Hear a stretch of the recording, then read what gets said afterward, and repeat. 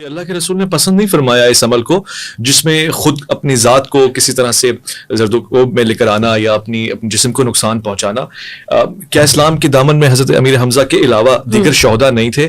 آپ نے تو کبھی کسی کا ماتم اس طرح سے نہیں کیا, یا سمجھ لیں کہ جسے آپ ماتم کہہ رہی ہیں اس طرح سے سجا کے سنوار کے محفل کا انعقاد کر کے برملا برجستہ, کیا یہ شریعت اس کو پسند کرتی ہے؟ اور میرا بنیادی سوال یہ تھا کہ ایک ماں اپنے بیٹے کو اس کی اجازت کس نیت سے, کس ارادے سے اور کس صبر سے دے سکتی؟ کیا یہ عقل کے منافی نہیں ہے؟ وہ مائیں جو بچوں کو جہاد کی اجازت دیتی ہیں تو وہ کس لیے دیتی ہیں؟ اور یہ ٹریننگ جہاد, کیا آپ اگر جہاد پہ جاتے ہیں تو کیا ایسے بس تلوار اٹھائے چلے جاتے ہیں؟ مشق کرنی پڑتی ہے, اپنے بیٹے کو اس کے لیے تیار کرنا پڑتا ہے. لیکن اگر آپ نارمل ماتم کی بات کریں جو باقاعدہ انعقاد کیا جاتا ہے ہماری محافل میں, اور خواتین بھی کرتی ہیں, مرد بھی کرتے ہیں, ہم چاہتے ہیں ہمارے بچے بھی کریں. ہم تو واقعی بات تو یہ کہ ہم چھوٹے سے بچے کو 6 مہینے کا بچہ بھی اگر آپ اس کا یا حسین کہیں گے تو ہمارا بچہ یا حسین کے نام حسین پر اپنے ہاتھ کو سینے پر رکھ لیا کرتا ہے, کیونکہ ہم سکھا رہے ہیں, ہم ٹریننگ دے رہے ہیں. ہمارے نزدیک اگر آپ عقل کی بات کریں گے تو ہمارے نزدیک ہم آواز حسین جس میں امام فرماتے حل من ناصر ینصرنا کے لیے اپنے بچوں کو تیار کر رہے ہیں کہ جب وقت کے امام زمان ہمارے وقت کے امام آئیں اور جب وہ پکارے تو ہمارے بچے ٹرین نہ ہو. یہ ہمارے نزدیک ایک ٹریننگ ہے جس کو ہم دے رہے ہیں. اور پھر بات کی جائے جیسے آپ نے کہا کہ انعقاد محفل ماتم کا انعقاد کرنا درست نہیں ہے, بہرحال ہمیں سنت اصحاب سے ایک چیز مل رہی ہے, ہمیں سنت نبی سے ایک چیز مل رہی ہے. ہم وہ چھوڑ دیں, آپ کی بات مانیں.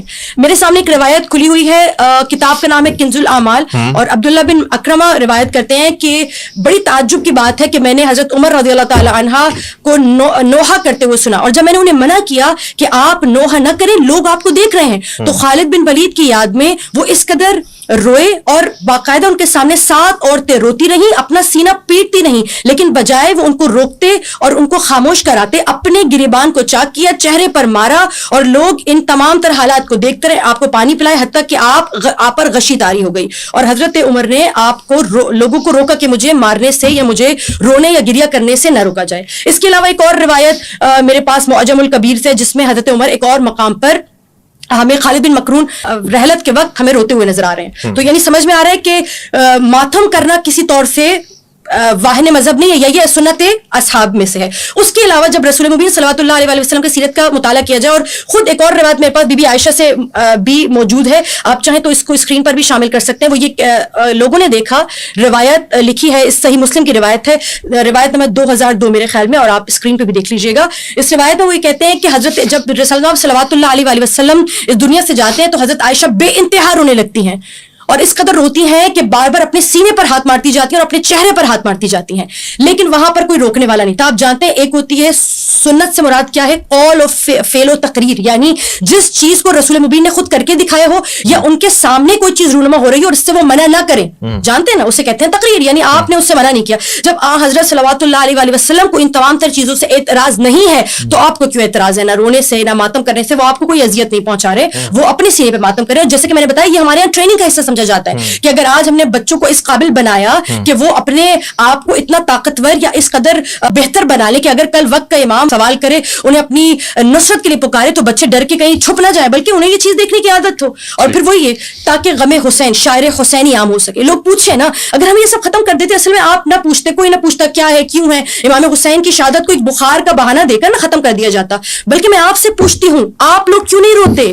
آپ لوگ 2 مہینے چھوڑیے, آپ کے یہاں تو محرم الحرام میں بڑے بڑے مفتیان آپ لوگ کہتے ہیں, ہمیں رائے دیتے ہوئے نظر آتے ہیں کہ محرم میں شادی کر لی جائے, محرم میں نکاح کا اہتمام کر لیا جائے. آپ کہتے ہیں بڑے سستے میں نکاح ہو جاتا ہے. میں آج آپ سے سوال کرتی ہوں, آپ لوگ کیوں نہیں روکتے کہ محرم میں شادی بیاہ یا دیگر تقاریب کا اہتمام نہ کیا جائے؟ آپ لوگ اس طرح کیوں نہیں روتے جیسے ہم روتے؟ چلے ماتم چھوڑیے, مشکل سے 10 دن میں ہمیں روتے ہوئے نظر نہیں آتے.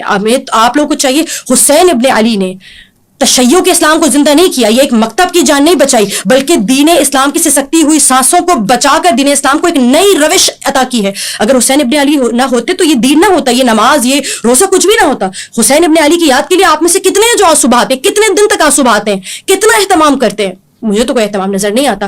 ہم یہ پیک پہ جا کے اس لیے کرتے ہیں کہ اگر ہم بچوں کو ماتم دیں گے, کم از کم کل روتے تو وہ نظر آ رہے ہوں گے. آج ہم 2 بار سینہ پیٹنا سکھائیں گے, اتنا دیں گے نا اپنی نسل کو, تو شاید وہ اتنا تو لیتے ہوئے نظر آئیں گے. اس لیے ہم کوشش کرتے ہیں کہ شاعر حسینی میں یا امام حسین کی یاد کے لیے جو کچھ بھی ہو سکے ہم وہ کریں اور اس سے اجتناب نہ کریں. بلکہ آپ کو بھی ہماری رائے ہے کہ کبھی ماتم کے لیے امام حسین, کیونکہ یہ انسان کی خصلت ہے, یہ ذائقی ہے, یہ انسان کی فطرت ہے. جب دکھ ہوتا ہے نا, مسئلہ یہ کہ ہم نے حسین ابن علی کو اپنے باپ کے برابر بھی نہیں سمجھا.